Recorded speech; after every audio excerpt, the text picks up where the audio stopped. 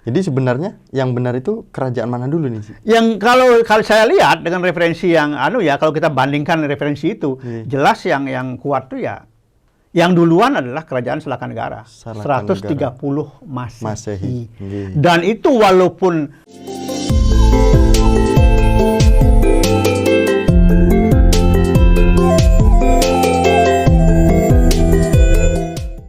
Om Swastiastu. Pemirsa Hindu Channel, kembali lagi kita bersama dengan Aji Dewa Suratnaya, Wakil Ketua Sabawalaka Parisada Pusat. Om Swastiastu, Aji. Om Swastiastu, Miko. Aji, gimana kabarnya? Baik. Astunggara baik. Aji, hari ini kita akan membahas tentang kerajaan Hindu di Indonesia nih, Ji. Nah, dalam pelajaran sekolah nih, Ji, pengalaman teman-teman, umat, terus anak-anak kita gitu kan. Kerajaan Hindu tertua terletak di Kutai Kertanegara, Kalimantan. Apakah benar nih, Ji? Sudah sejak puluhan tahun ya, sejak saya SD pun juga memang dikatakan bahwa Kutai itulah kerajaan Hindu tertua di Kalimantan Timur. Nah, apakah benar seperti itu? Ya, yang jelas sampai saat ini itulah yang diyakini dan itulah yang disampaikan kepada anak-anak sekolah, ya kan? Walaupun sesungguhnya ada informasi-informasi lain juga, memang bukti-buktinya tidak sama seperti apa yang ditemukan di Kutai. Di Kutai kan ditemukan yupa.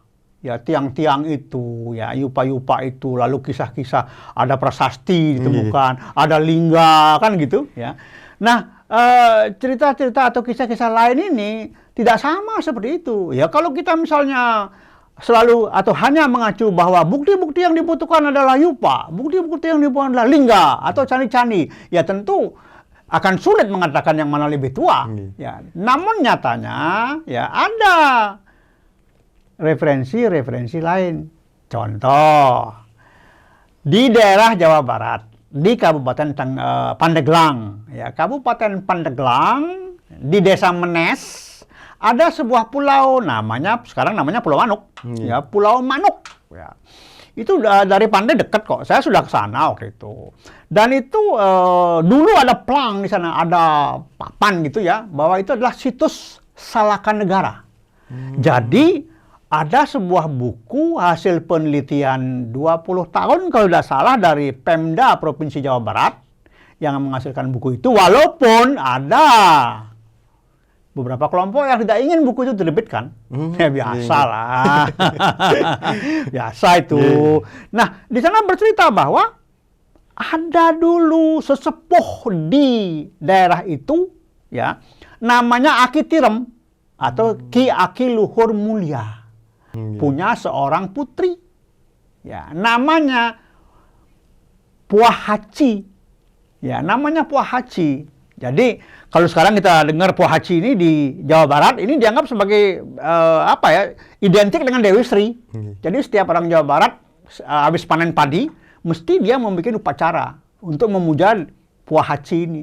Ya, sebetulnya namanya Puah Haci Larasati. Nah, kemudian konon menurut hasil penelitian ini adalah seorang pedagang dari India, dari dinasti Pallava. Datang ke sana berdagang, mondar-mandir, kemudian ketika terjadi konflik di India, akhirnya dia tidak pernah balik ke India, tidak pernah kembali ke India, dia tinggal di daerah Salaka Negara, kemudian dia menikah dengan Pohaci Larasati, jadi menantunya Aki Tirem, namanya Dewa Warman Lokapala Haji Raksanagara. Kemudian setelah Aki Tirem ini meninggal, jadilah si Dewa Warman ini sebagai pengganti.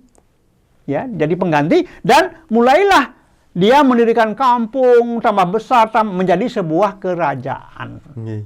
Namanya Kerajaan Salaka Negara.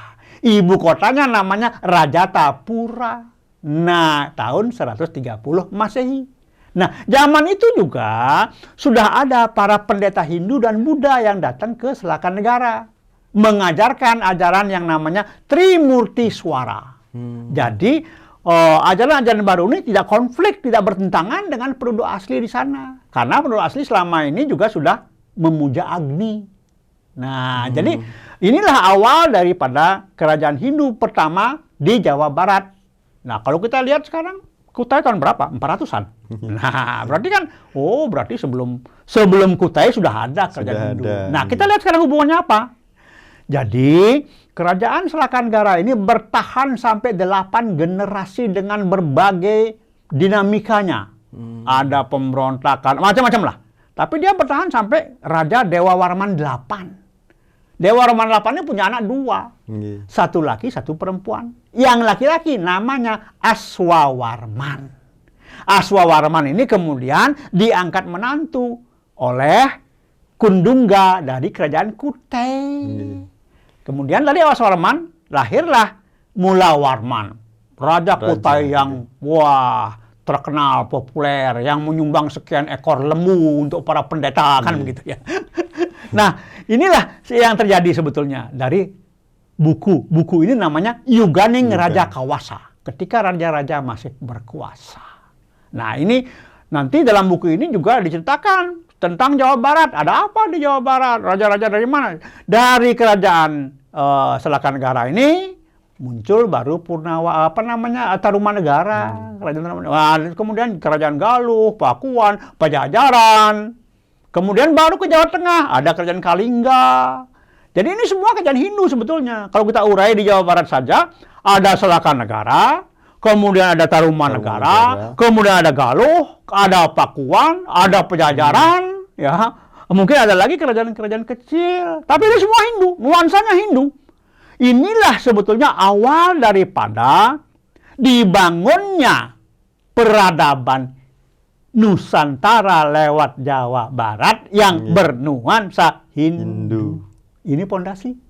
Inilah yang akan membentuk bangsa. Nah, ini tahun 130. Nanti berakhir tahun 1579. Bayangkan 14 abad. Selama 14 abad, aroma Hindu dan Buddha membangun atau membuat pondasi negeri ini sehingga menjadi sebuah bangsa yang kita kenal sekarang namanya bangsa Indonesia. Jadi sebenarnya yang benar itu kerajaan mana dulu nih? Yang kalau saya lihat dengan referensi yang kalau kita bandingkan referensi itu, jelas yang kuat tuh ya yang duluan adalah kerajaan Selakanegara 130 Masehi. Dan itu walaupun bukti-buktinya tidak sama dengan Kutai, ada Yupa, ada Lingga dan sebagainya, tapi yang jelas itu beredar kuat sekali di kalangan masyarakat. Cerita-cerita itu ada. Dan itu bukan rekayasa. Ada itu. Kalau kita berbicara bukunya tidak boleh dipublish, terus kerajaannya sudah disebutkan oleh Haji. Nah, perannya ini seperti apa nih? Apakah pemerintah atau majelis? Jadi begini ya.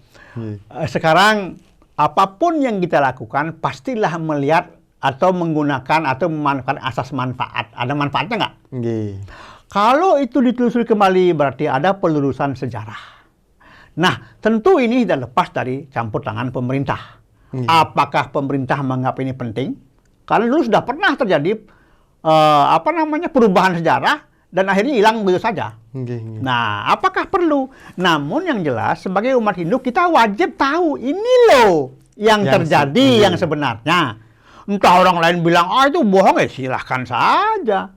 Namun bukti-bukti membuktikan, bukti menyimpulkan bahwa ini ada kok ini. Tapi kembali, apakah perlu kita membuat gebrakan pelurusan, kemudian publikasi? Kenapa kita tidak sajikan, ini loh bukunya, Anda mau percaya mau enggak terserah. Karena banyak sekali sekarang sejarah-sejarah fiktif yang dibuat sedemikian rupa. Seperti misalnya, Candi Borobudur dibuat oleh Anu. Padahal jelas yang membuat 825 sama Rotungga. Ya boleh-boleh saja orang ngomong. Orang bikin buku ya silahkan saja. Tapi kan alam yang akan menilai nanti. Apakah iya, kan gitu. Nah kembali, kita sebagai umat Hindu wajib tahu hal-hal seperti ini. Tetapi apakah kita wajib kemudian mendorong pemerintah supaya pemerintah melakukan penelusuran ulang? Nggih. Tergantung. Kalau buat saya pribadi, tidak perlu kita lakukan itu. Tapi kita perlu tahu, ini loh yang terjadi. Nggih. Perlu tahu. Seperti misalnya ketika saya bicara salahkan negara. Datang saja ke Pandeglang, ke Desa Menes. Di pinggir pasar, di belakang pasar itu ada pulau kecil. Namanya Pulau Mano. Para nelayan tidak berani mendarat di Pulau Mano itu. Karena angker katanya. Saya minta waktu itu, antarkan saya, terus tinggal aja. Nggak berani mereka. Dan unik pulau itu, kadang-kadang di sebelah kiri jembatan itu air panas, di sebelah kanan airnya dingin. Seperti itu. Ya. Luar biasa, Ji. Berkaitan dengan kerajaan Hindu di Indonesia, Niki Ji. Nah, untuk kita anak-anak yang supaya bisa mempelajari, suka membaca ataupun suka seperti apa saran Naji untuk pesannya, Niki? Berani membaca, kemudian menganalisa, jangan meninggalkan logika. Kalau ada peluang, datang ke lokasi. Lihat seperti apa. Benarkah itu? Tentu ini penelusuran tidak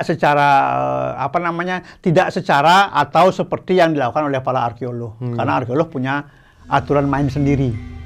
Bahwa kalau ada bukti seperti ini baru bisa dikatakan iya. Kalau tidak.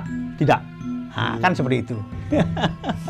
Terima kasih Haji Dewa sama-sama. Suratnaya. Hari ini pemirsa Hindu Channel kita belajar atau kita mengenal tentang kerajaan Hindu di Indonesia. Ada beberapa daerah yang disebutkan tadi yang menjadi poin-poin kita. Dan teman-teman pemirsa Hindu Channel jangan sampai ketinggalan, maka kita akan kembali lagi di episode selanjutnya, Haji.